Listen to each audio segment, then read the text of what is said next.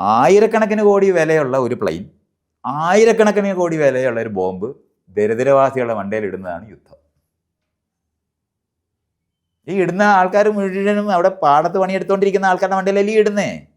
നിങ്ങൾ ലോൺ എടുത്ത് വെച്ചുണ്ടാക്കിയ പെരകളല്ലയോ തകർത്തത്? അതിൻ്റെയൊക്കെ ലോൺ ഇനി അടയ്ക്കണ്ടേ? ആലോചിക്കും നിങ്ങൾ.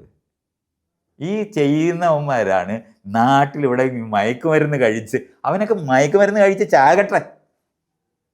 ഈ ബോംബിട്ട് കൊല്ലുന്നവന്മാരുടെ കീഴിൽ കഴിയുന്നതിനേക്കാളും നല്ലതല്ലേ? നിങ്ങൾ എന്നെ ആലോചിച്ച് നോക്ക്. ഈ യുവാക്കളെ മുഴുവനും കൊണ്ടുപോയി കുരുതി കൊടുക്കാനായിട്ട് കൊണ്ടുപോകുന്ന ആൾക്കാരല്ലേ ഇവർ. മയക്കുമരുന്ന് കഴിക്കാതെ ഇവിടെ ഇരിക്കുവാണെങ്കിൽ എന്ത് പറ്റും? പട്ടാളത്തിൽ ചേർത്ത് വെടിവെച്ച് കൊല്ലും. ഇതിനല്ലേ പറയുന്നേ സെയിനായ ആൾക്കാർ ഈ മയക്കുമരുന്ന് കഴിക്കുന്നവരാണോ ഈ യുദ്ധമൊക്കെ ആരംഭിക്കുന്നത്? ബോധത്തോടെ ഇരുന്നാൽ കുഴപ്പമാണെന്നുള്ളതിൻ്റെ തെളിവല്ലേ അത്?